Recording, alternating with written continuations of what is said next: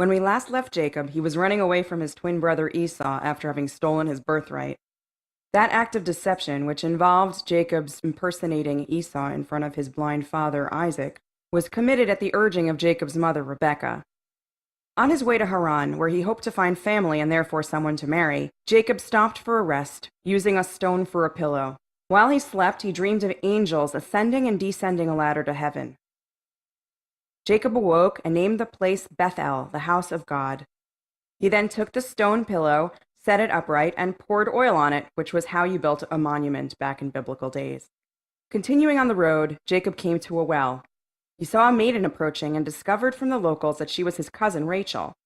Possessed by superhuman strength, Jacob rolled the stone cover off of the well, a job which usually took many men, and he watered Rachel's sheep.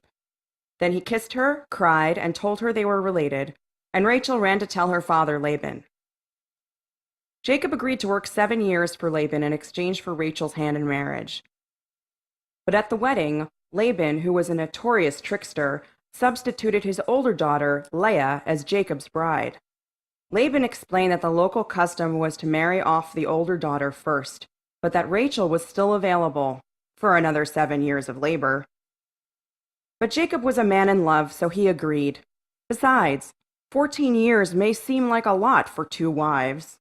But he also received 2 bonus companions, with Leah, her handmaiden Zilpah, and with Rachel, her handmaiden Bilhah. Having sisters as wives might sound convenient, but as this story clearly illustrates, it quite literally breeds problems. Leah begins to bear children, and Rachel develops extreme jealousy. And so continues an epic sisterly competition, not just over affection from the same man, but over fertility. Welcome to Jacob's marital life. Jacob loved Rachel more, so God gave Leah 4 children, Reuben, Simeon, Levi, and Judah. Meantime, Rachel, who wasn't getting pregnant, decided to give her handmaiden Bilhah to Jacob to have children on her behalf. Bilhah bore Jacob 2 sons, Dan and Naphtali, who were named by Rachel. But it didn't end there. The pregnancy wars continued. When Leah realized she wasn't having more children, she gave her handmaiden Zilpah to Jacob to become pregnant on her behalf, resulting in the births of Gad and Asher, named and claimed by Leah. Team Leah, 6. Team Rachel, 2, sort of. Leah then becomes pregnant again, bearing Issachar and Zebulun, numbers 7 and 8 if you're still counting. Then she bears a daughter, Dinah, who doesn't count as one of the sons of Jacob for obvious reasons. Finally, Rachel bears a son and names him Joseph. Total for this Torah portion?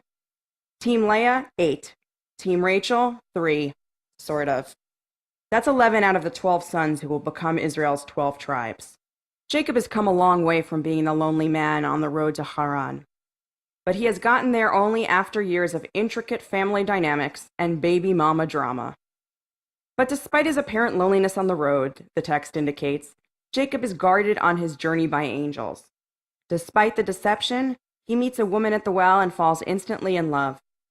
Despite the jealousy, deception, and drama that emerge from his relationships, Jacob perseveres out of a desire to create a family and a spiritual home. Through Jacob's actions and the actions of his sons in the Torah portions ahead, the Jewish people arrive in Egypt. And it is the exodus from Egypt which creates a desire to move from spiritual or literal exile to a homeland of equality and freedom. As Jacob learned, sometimes you have to leave home to find home.